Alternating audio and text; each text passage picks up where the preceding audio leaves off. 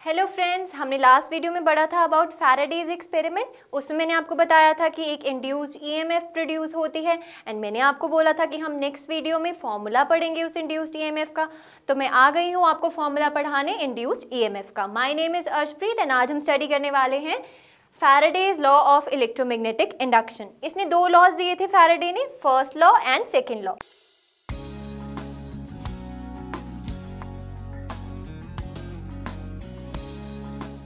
यहाँ मैंने आपके लिए दोनों फैराडेज के लॉज लिख दिए हैं। मैं आपको एक्सप्लेन करने जा रही हूँ बारी बारी से। पहले मैं एक्सप्लेन करूँगी आपको फर्स्ट लॉ, देन मैं आपको एक्सप्लेन करूँगी सेकेंड लॉ। देखिए, फर्स्ट लॉ क्या कहता है, whenever the amount of magnetic flux linked with the circuit changes, जो कि हमने पढ़ा था इन फैराडेज एक्सपेरिमेंट कि जब भी magnetic flux linked with the circuit change होती है and EMF is induced in the circuit, एक ईएमएफ प्रोड्यूस होती थी जो लास्ट करती थी, which last so long as the change in the magnetic flux continues. यानी कि जब तक हम उस बार मैग्नेट को इन मोशन रखते थे, मैग्नेटिक फ्लक्स चेंज होती रहती थी, तब तक ही इंड्यूस्ड ईएमएफ प्रोड्यूस होती थी। इंड्यूस्ड ईएमएफ की वजह से इंड्यूस्ड करंट आता था एंड उसकी वजह से डिफ्लेक्शन होती थी। तो फैराडे का फर्स्ट लॉ भी यही था जो हमने फैराडेज के एक्सपेरिमेंट में पढ़ा कि जब भी magnetic flux linked with the circuit change होगा, एक ईएमएफ इंड्यूस्ड होगी एंड वो ईएमएफ तब तक ही रहेगी सर्किट में जब तक कंटिन्यू रहेगा मेरे पास मैग्नेटिक फ्लक्स चेंजिंग। मतलब मैग्नेटिक फ्लक्स जब तक चेंज होता रहेगा तब तक ही ईएमएफ इंड्यूस होगी। इसको हमने कैसे समझा था कि जैसे हम बार मैग्नेट को क्लोज लेकर आए थे कॉइल के, तो मैग्नेटिक फ्लक्स इंक्रीज हो गई थी, और जब मैं कॉइल से दूर लेकर गई थी उस मैग्नेट को तो मेरे पास फ्लक्स डिक्रीज हो गई थी। तो यहाँ पर यही है कि जब भी मेरे पास चेंज होगा magnetic flux link to the circuit, एक ईएमएफ इंड्यूस होगा।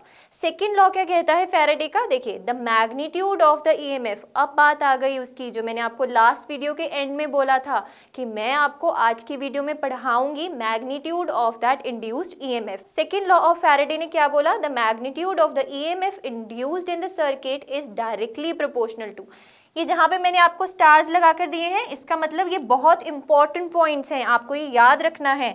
यहाँ पर था कि जब तक चेंज होगा मैग्नेटिक फ्लक्स तब तक ही इंड्यूस्ड ईएमएफ प्रोड्यूस होगी। यहाँ पर क्या है, हम फाइंड करने जा रहे हैं the magnitude of the induced EMF. तो सेकेंड लॉ क्या था, the magnitude of the EMF induced in the circuit is directly proportional to, I repeat, directly proportional to the rate of change of magnetic flux linked in the circuit. देख सकते हैं मैंने यहाँ पे rate पे भी डबल स्टार बनाया है, मीन्स आपको याद रखना है कि ईएमएफ जो इंड्यूस हो रही है वो किस पे डिपेंड करती है, rate of change of magnetic flux पे।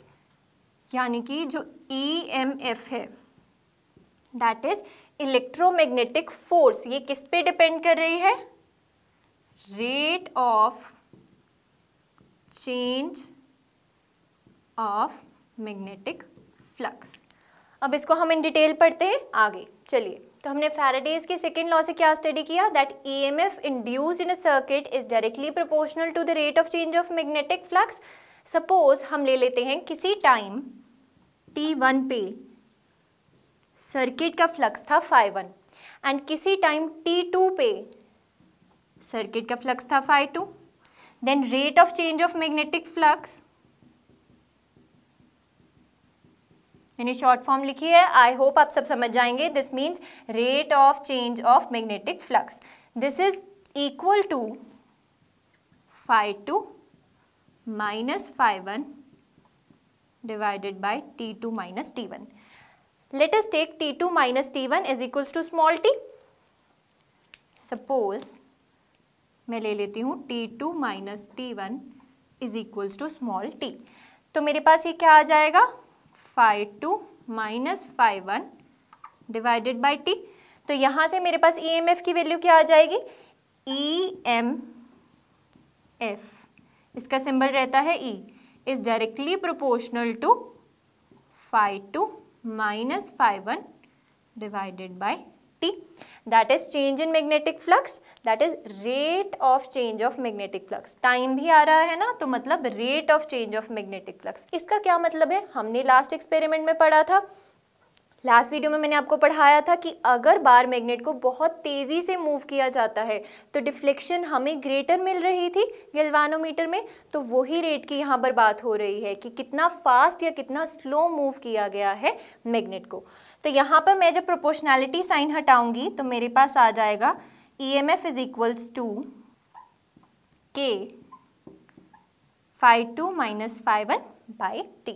अब इस K की वैल्यू इन ऑल यूनिट्स यानी कि इन ऑल सिस्टम्स, आप बात कर लीजिए SI यूनिट्स की, CGS यूनिट्स की, किसी भी यूनिट्स में आप चल रहे हैं तो इस K की वैल्यू हमेशा 1 ही रहती है। तो आपके पास फॉर्मूला क्या आ जाएगा इंड्यूस्ड EMF का, phi2 minus phi1 by T। And अगर मैं बोल रही हूँ कि बहुत थोड़ा चेंज हो रहा है फ्लक्स में, यानी कि very small change in a small time, तो मैं phi2 माइनस phi1 को रिप्लेस कर सकती हूँ d phi से, तो वो बन जाएगा EMF is equals to d phi by dt।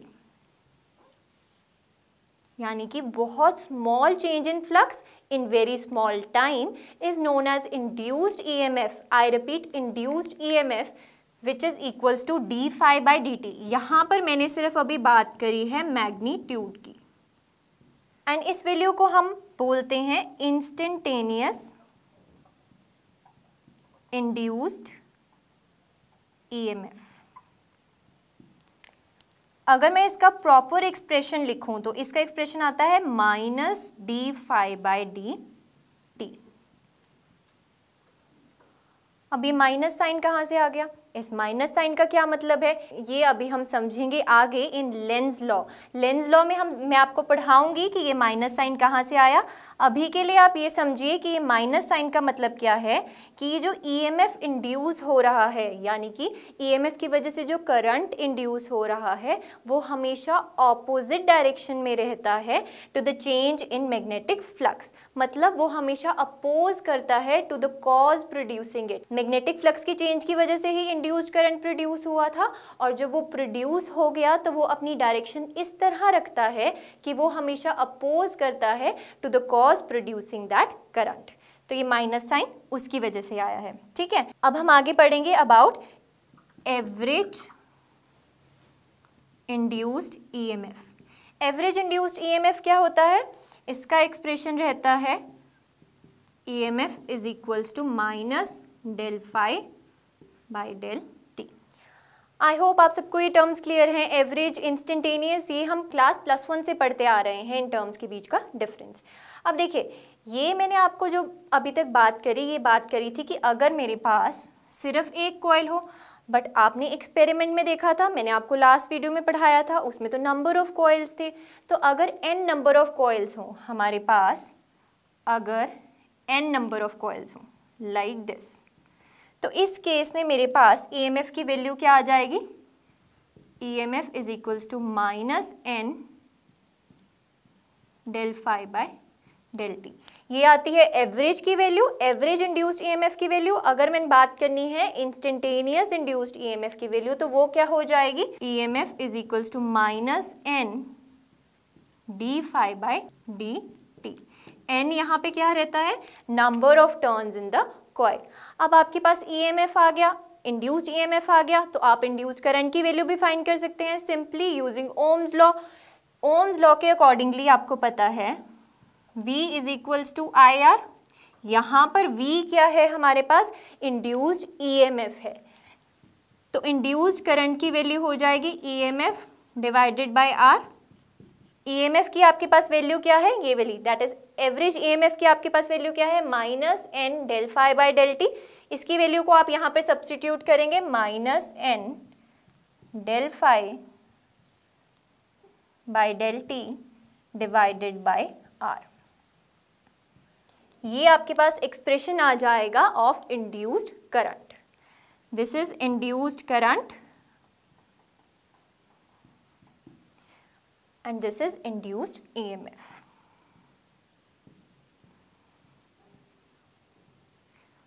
ये रहती है instantaneous value of induced EMF and ये रहती है average value of induced EMF. अब हम आगे स्टडी करने जा रहे हैं लेंज लॉ। लेंज लॉ क्या देता है हमें? Direction of the induced current. जो इस लूप में करंट इंड्यूस्ड होगा due to this bar magnet, उसकी डायरेक्शन हमें बताता है कौन? Lenz law. हमने अभी पढ़ा था फैराडेज के सेकेंड लॉ का जो रिजल्ट आया था उसमें आपको एक नेगेटिव साइन दिखा था। वहाँ पे मैंने आपको बताया था कि जो इंड्यूस्ड करंट होता है वो हमेशा अपोज करता है to the cause generating it, यानी कि वो अपोज करता है to the change in flux. तो यहाँ पर आपको हम स्टडी करवाएंगे यूजिंग डायग्राम। देखिए, सपोज मेरे पास दो कंडीशंस हैं, पहली कंडीशन एंड ये है दूसरी कंडीशन। पहली कंडीशन में मेरे पास एक कोई लूप पड़ा है, उसके पास मैंने एक रखा है बार मैग्नेट। बार मैग्नेट के दो पोल्स होते हैं, north pole and south pole. जब मैं इस बार मैग्नेट को मूव करूंगी टुवर्ड दिस कॉइल, यहाँ पे आप देख सकते हैं ये एरो मैंने बना रखा है, यानी कि मैं इस बार मैग्नेट को मूव कर रही हूँ इस कॉइल की तरफ। तो लेंज लॉ के अकॉर्डिंगली यहाँ पर जो इंड्यूस्ड करंट होगा उसकी डायरेक्शन क्या होगी? देखिए, आपको यहाँ पर एक ट्रिक याद रखनी है, that is very simple trick. आप अगर वो ट्रिक याद रख लेंगे आपको लेंज लॉ 1 मिनट में समझ आ जाएगा। देखिए, ट्रिक है कि आएगा तो आने नहीं दूंगा। ये कौन बोल रहा है? ये कॉइल बोल रहा है कि अगर बार मैग्नेट तो मेरे पास आएगा तो मैं तुझे आने नहीं दूंगा। इसका क्या मतलब है कि अगर तेरा ये पोल नॉर्थ है तो मैं अपने आप में करंट इस तरह फ्लो करवाऊंगा कि मेरी जो ये साइड है जो फेस कर रही है तुझे, वो ऑटोमेटिकली क्या बन जाएगी? नॉर्थ बन जाएगी। ये साइड क्या बन जाएगी? नॉर्थ। एंड ये साइड क्या बन जाएगी? साउथ। ये नॉर्थ एंड साउथ कौन सी है? Magnetic field produced by this bar magnet. यहाँ पे अगर नॉर्थ हो गया और यहाँ पर भी नॉर्थ बना है तो ये नॉर्थ एंड नॉर्थ रिपेल करेंगे। तो तभी मैंने आपको शॉर्टकट बताया था कि जब भी हम बार मैग्नेट को पुश करेंगे टुवर्ड्स दिस कॉइल तो आएगा तो आने नहीं दूंगा, मतलब मैं भी नॉर्थ बन जाऊंगा। और फील्ड लाइंस आपको पता है हमेशा फ्रॉम नॉर्थ टू साउथ जाती हैं। तो अगर यहाँ पे फील्ड लाइंस इस तरीके से थी तो यहाँ पर फील्ड लाइंस क्या हो जाएंगी? इस तरीके से। ये इंटरसेक्ट नहीं करेंगी। आई होप आप सबको समझ आ रहा है। अगर मैं ज़्यादा स्पेस में बनाऊँ तो ये लाइक दिस, कॉइल की वजह से फील्ड लाइन निकलेंगी इस तरीके से, और यहाँ पे जो बार मैग्नेट पे फील्ड लाइंस निकल रही थी वो निकल रही थी इस साइड से। आप देख सकते हैं ये दोनों ऑपोजिट डायरेक्शन में है। अगर ये इस तरफ है तो ये इस तरफ होगी। एंड हमने चैप्टर 5 में पढ़ा था about north and south pole की डायरेक्शन के बारे में, कि मैंने आपको बताया था जब भी हमारे पास नॉर्थ पोल होगा तो वहाँ पर करंट कैसे फ्लो करता है? हमेशा एंटी क्लॉकवाइज। आप देख सकते हैं अगर मैं अलाइन करूँ अपनी फिंगर्स को इन the direction of current like this, thumb point करता है हमेशा नॉर्थ की तरफ, तो ये डायरेक्शन कैसे बन रही है मेरे पास करंट की? Anti clockwise. I mean to say कि जब भी हमारे पास बार मैग्नेट का नॉर्थ पोल मूव करेगा टुवर्ड्स दिस कॉइल तो इस कॉइल में जो करंट प्रोड्यूस होगा that is known as induced current, जिसकी हम डायरेक्शन निकाल रहे थे यूजिंग लेंज लॉ, वो क्या हो जाएगी? Anti clockwise. That will B anti clockwise. Second है हमारे पास केस कि अगर हम इस बार मैग्नेट को इस कॉइल से दूर लेकर जा रहे हैं, इस केस में हम इसके पास लेकर आए थे, उस केस में हम दूर लेकर जा रहे हैं, तो इसमें आपको ट्रिक क्या याद रखनी है? जाएगा तो जाने नहीं दूंगा।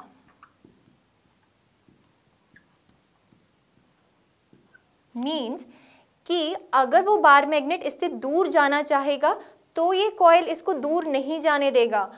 यानी कि अगर ये नॉर्थ था तो अपनी ये साइड ये अपनी क्या बना लेगा? साउथ। एंड ये साइड क्या बना लेगा?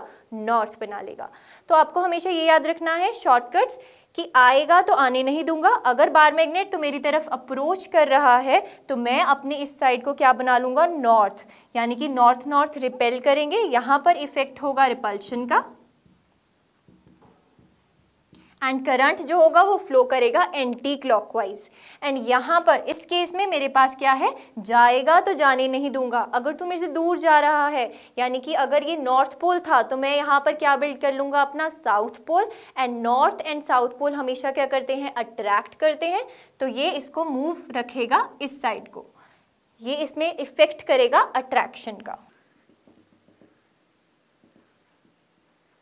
तो यहाँ पर क्या शो करेगा वो अट्रैक्शन। और इस केस में जब यहाँ पर साउथ पोल बन रहा है तो हमें पता है जब हम साउथ की साइड से डायरेक्शन देखते हैं तो डायरेक्शन हमेशा करंट की क्या रहती है, क्लॉकवाइज रहती है। आप देखेंगे आप अगर इसको ऐसे फिंगर्स को कर्ल कर रहे हैं in the direction of current तो आपकी फिंगर्स कर्ल हो रही हैं क्लॉकवाइज एंड आपका थंब पॉइंट कर रहा है in the direction of north pole. यानी कि मेरे पास जो फील्ड लाइंस होंगी वो होंगी लाइक दिस।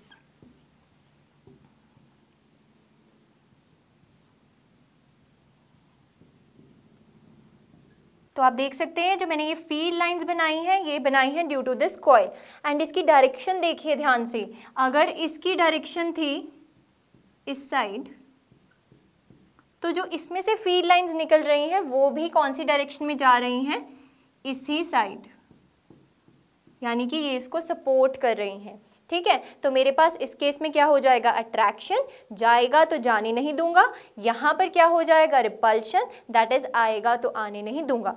यहाँ पर करंट की डायरेक्शन रहती है एंटी क्लॉकवाइज। अगर हम ऑब्जर्व कर रहे हैं फ्रॉम दिस साइड, यानी कि बार मैग्नेट की तरफ से अगर हम ऑब्जर्व कर रहे हैं तो करंट की डायरेक्शन क्या है, एंटी क्लॉकवाइज। एंड अगर हम यहाँ पर करंट की डायरेक्शन को ऑब्जर्व कर रहे हैं फ्रॉम बार मैग्नेट साइड, आप देख सकते हैं करंट की डायरेक्शन क्या रह रही है, क्लॉकवाइज रह रही है। अब हम इफेक्ट पढ़ेंगे लेंज लॉ का विद एनर्जी कंजर्वेशन। नेक्स्ट हम स्टडी करने जा रहे हैं Lenz law and energy conservation. इसके लिए मैंने 2 अजम्पशंस लिखी हैं बोर्ड पे, देखिए ध्यान से। अजम्पशन फर्स्ट, मैं फर्स्ट अजम्पशन ले रही हूँ कि अगर ये कोई कॉइल था, इसके पास कोई बार मैग्नेट, मैंने इस साइड को पुश किया था एंड इस बार मैग्नेट का जो ये साइड था वो नॉर्थ पोल था एंड इस कॉइल में जो मैग्नेटिक फील्ड प्रोड्यूस हुई थी उस केस में क्या है, यहाँ पर साउथ पोल है एंड यहाँ पर नॉर्थ पोल है। This is against Lenz law. I repeat this point, this is against length law. Lenz law की अजम्पशन क्या है, अजम्पशन 2। हम पहली अजम्पशन जो डिस्कस कर रहे हैं उसमें हम ले रहे हैं कि यहाँ पर साउथ पोल है, यहाँ पर नॉर्थ पोल है और हम मानकर चल रहे हैं, अजम्पशन फर्स्ट को आप कैसे लिखेंगे, that the side of the coil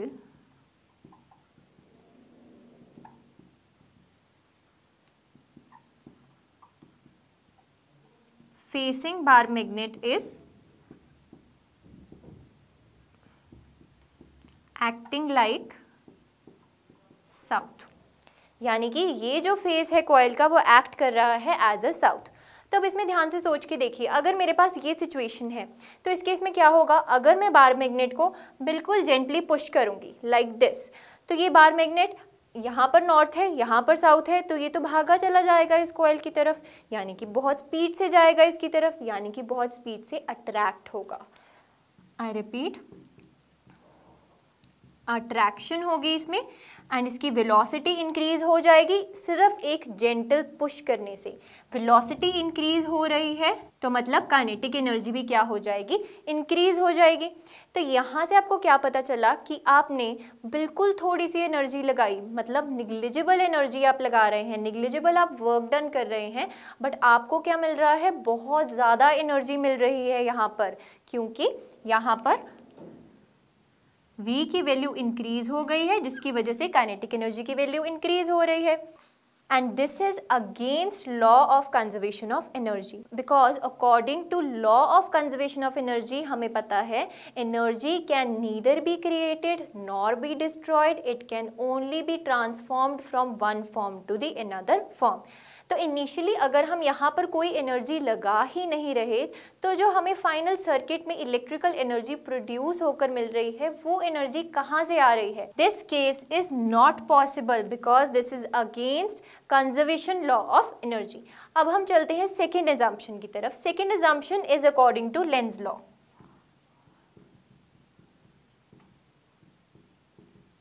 length law में मैंने आपको यही समझाया था कि अगर आएगा तो आने नहीं दूंगा, मतलब अगर ये नॉर्थ है तो ये साइड एक्ट करेगी कॉइल की एज अ नॉर्थ। तो यहां पर हो जाएगा assumption 2 that the side of the coil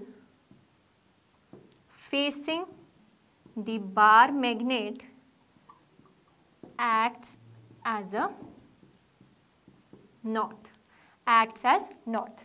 तो इस कंडीशन में मेरे पास क्या होगा, देखिए अब यहाँ पर इवेंचुअली अट्रैक्शन नहीं हो रही, आपको कुछ वर्क डन करना पड़ेगा, कुछ एनर्जी लगानी पड़ेगी, that is known as mechanical energy, कि आप इस बार मैग्नेट को पुश कर सकें इस कॉइल की तरफ। तो यहाँ पर हम लगा रहे हैं मैकेनिकल एनर्जी, मैकेनिकल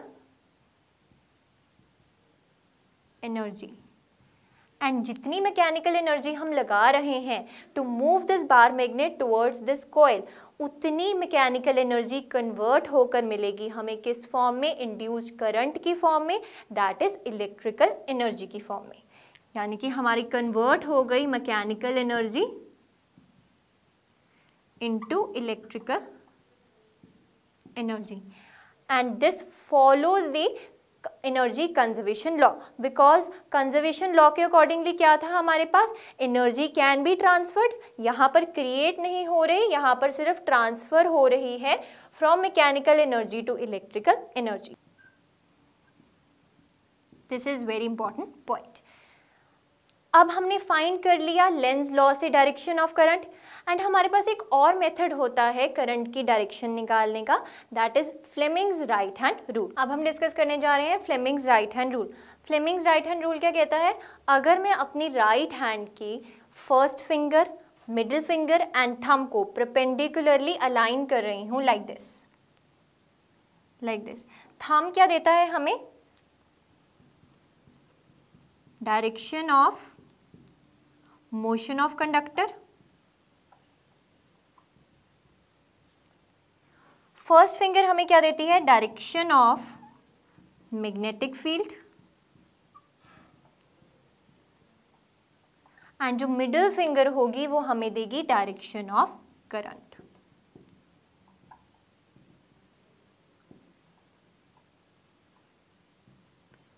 तो अगर आपके पास कोई भी प्रॉब्लम आ रही है जिसमें आपको डायरेक्शन ऑफ करंट फाइंड करनी है, आपको डायरेक्शन ऑफ मोशन पता है कंडक्टर की, यानी कि आपको पता है कि किस डायरेक्शन में फोर्स लग रहा है, एंड आपको मैग्नेटिक फील्ड की डायरेक्शन भी पता है, तो आप सबसे पहले क्या करेंगे, अपनी फर्स्ट फिंगर को अलाइन करेंगे in the direction of magnetic field, and अपने थंब को अलाइन करेंगे in the direction of force और in the direction of motion of conductor.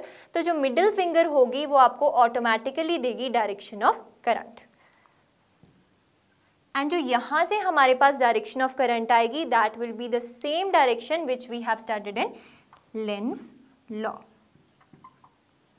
तो ये आपकी मर्जी रहेगी कि आपको direction of induced current using Lenz law निकालना है या फिर using Fleming's right hand rule. इसी के साथ हमारी आज की वीडियो होती है फिनिश। हम नेक्स्ट वीडियो में पढ़ेंगे about various methods to produce induced EMF। Till then keep revising and stay tuned with me on this channel, that is iWis Education।